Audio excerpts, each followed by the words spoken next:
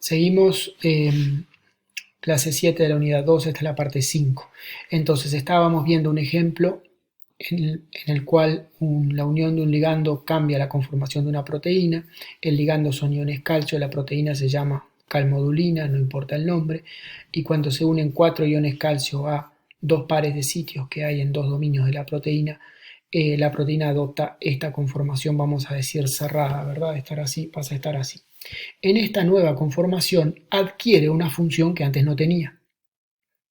Tiene ahora la capacidad de unirse a esta segunda proteína que está representada en rojo. En realidad lo que está representado es una parte de esta segunda proteína, ¿tá? Que se llama una CAM quinasa, no importa el nombre, pero el punto es que la proteína tenía una determinada forma en la cual no tenía esa funcionalidad, unirse a la CAM quinasa. Viene el ligando, el calcio, la proteína cambia de forma y ahora la proteína pasa a tener además especificidad por un segundo ligando, la CAM quinasa, que antes en la forma abierta ya no era ligando. Entonces un cambio lleva a otro cambio. Este tipo de cosas ocurren todo el tiempo, o sea, un cambio, la unión de un ligando induce un cambio de conformación, eso induce la capacidad de unirse a un segundo ligando, a su vez ese segundo ligando adquiere una capacidad enzimática, por ejemplo, de catalizar una fosforilación y fosforila a una tercera proteína que a su vez se activa enzimáticamente para fosforilar a una cuarta y una quinta. Todas estas cosas que parecen como muy locas pasan todo el tiempo dentro de nuestras células. Así es que nuestras células procesan información, integran y, entre comillas, deciden, digamos, entre diferentes estados fisiológicos, entre otras cosas. Y justamente a ese tipo de procesos bastante complicados, para introducir ese tipo de procesos, planteamos dos preguntas que siguen con el ejemplo de la calmodulina, ¿verdad? Y que tienen una letra complicada, ¿verdad? Pero bueno, las podemos trabajar juntos de esta manera y está bien. Se considera el mecanismo de activación de la enzima CAM quinasa 2, ¿verdad? Era la proteína que acá estaba representada en rojo. La unión de calcio a la calmodulina, la que acá estaba representada en azul y verde, ¿verdad? La unión de calcio a la calmodulina, estamos acá, hace que ésta se una a la CAM quinasa 2. Acá está la CAM quinasa 2, viene la calmodulina, se le une calcio, cambia de conformación y se agarra de la CAM quinasa 2. Hasta acá más o menos habíamos llegado con las diapos anteriores, solo que la CAM quinasa 2 estaba en rojo y se representaba solo una parte de ella. Esta unión a su vez activa una actividad enzimática en la CAM quinasa 2 que permite a la enzima fosforilarse a sí misma. Le falta una I. O sea, cuando se le une la calmodulina, la CAM quinasa se activa como enzima y es una enzima que cataliza fosforilaciones. Las quinasas son enzimas que catalizan fosforilaciones. Esa actividad enzimática se refleja en primer término en la posibilidad de que la CAM quinasa se autofosforile, se fosforile a sí misma, use una molécula de ATP acá para agregar un fosfato a un determinado sitio en la propia proteína. ¿Tá? Entonces, acá hay una cascada de eventos, uno lleva a otro, el otro lleva a otro, ¿verdad? El calcio se unió a la calmodulina cambió de forma, al cambiar de forma se agarró a la CAM quinasa se activó y catalizó su autofosforilación, el agregado de un fosfato acá. Pero no termina ahí. La enzima unida a calmodulina y fosforilada ahora es capaz de catalizar la fosforilación de otras proteínas. Ahora la CAM quinasa 2, y es este paso acá, se convirtió en una enzima, mejor dicho, es este paso acá primero, se convirtió en una enzima totalmente activa. Esto que mostré acá es otra complejidad, que es que si la calmodulina se separa, todavía la enzima queda parcialmente activa, pero no presten atención a eso. Lo importante en realidad es acá.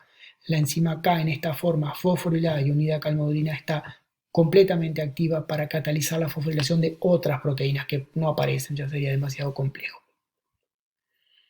Lo interesante es que ustedes vean la cascada de eventos. Uno lleva a otro, otro lleva a otro, otro lleva a otro. ¿Tá?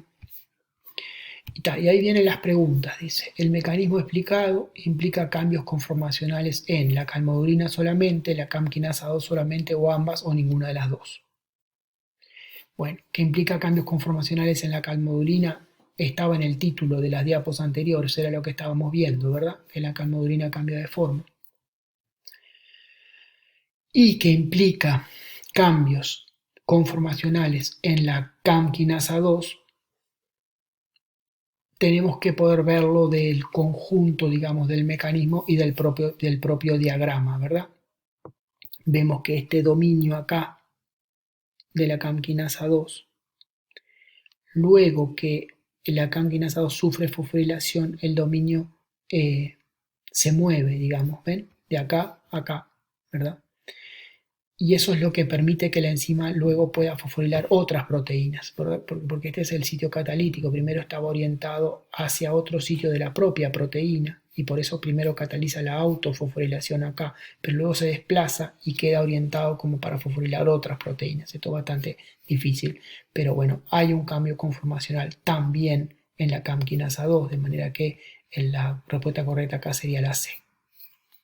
Y la siguiente pregunta dice, usted razona que la autofosforilación de la CAM quinasa 2 aleja el sitio activo catalítico del dominio inhibitorio, permitiéndole tener actividad enzimática sobre otras proteínas, o lo acerca, o lo aleja, pero le impide tener actividad enzimática sobre otras proteínas, etc.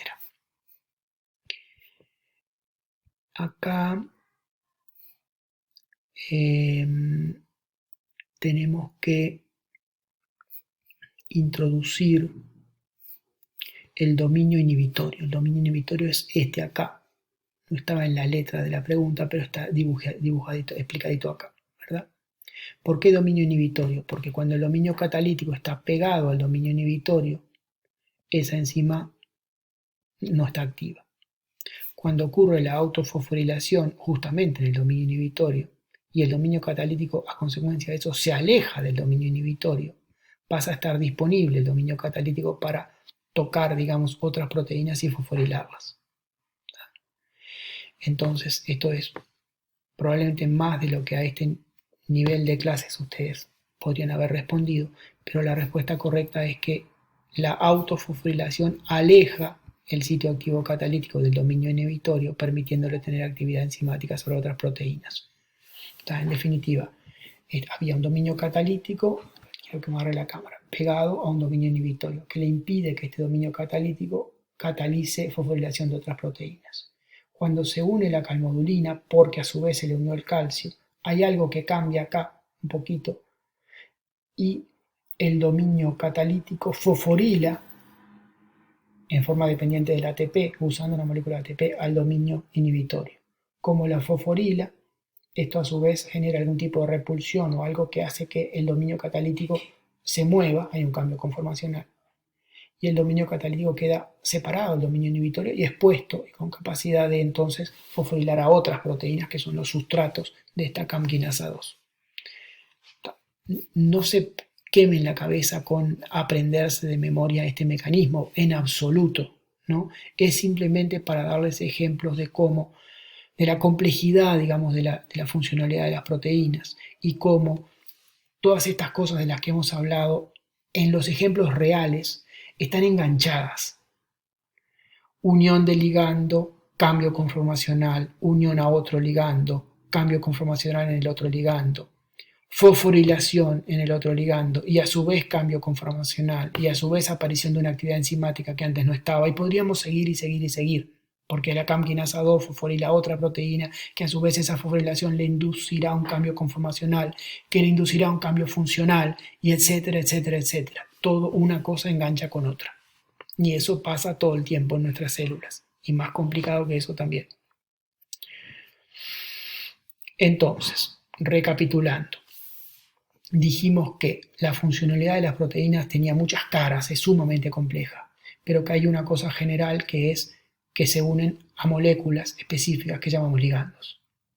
Y también dijimos que cuando una proteína se une a un ligando puede pasar en lo inmediato, digamos, que ese ligando sufra una catálisis enzimática si esa proteína es una enzima.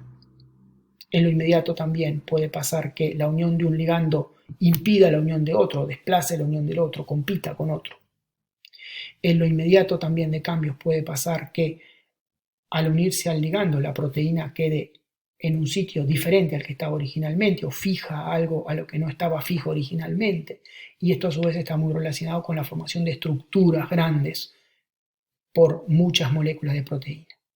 Y dijimos ahora que también la unión del ligando puede generar un cambio en la conformación de la proteína y eso a su vez tener un cambio funcional. Y por último dijimos que todas estas cosas se encadenan unas con otras, que nunca ocurre una sola, que es lo normal que tengamos cambio de localización que a su vez lleva a un evento enzimático, que a su vez lleva a un cambio de conformación que puede llevar a la unión de otro ligando, que puede llevar a otro cambio de conformación y así. Bien, y lo último que sobre los que les quiero llamar la atención es que los fármacos son casi siempre ligandos de proteínas, ligandos que modifican la funcionalidad de esas proteínas. ¿Ligandos de qué proteínas? Bueno, de proteínas del cuerpo humano en general. Y en algunos casos ligandos de proteínas de aquellos patógenos que queremos combatir. Podemos tener un fármaco antiviral que sea ligando de una enzima viral, ¿verdad? Y que evite que el virus se replique, por ejemplo. Pero el punto general es que los fármacos son ligandos de proteínas. Por ejemplo, esto es una molécula de un analgésico antipirético que es el ibuprofeno, ¿verdad? Y acá está mostrada unida a la proteína que es su blanco, digamos, en el cuerpo, que es una prostaglandina H sintasa, más conocida como ciclooxigenasa, que es una enzima que cataliza la síntesis de determinados lípidos que son mediadores de inflamación y son mediadores que inducen fiebre en el cerebro, y el fármaco se une al sitio activo catalítico de la enzima e impide, ¿verdad?, su acción, y por eso es que contrarresta, digamos, la inflamación, la fiebre, ¿verdad? Está bueno pensar que todo este tema de la estructura tridimensional de las proteínas, de los sitios de unión, de la funcionalidad de las proteínas basada en la estructura, es la forma predominante por la cual hoy, siglo XXI, se descubren o se perfeccionan los fármacos, ¿verdad?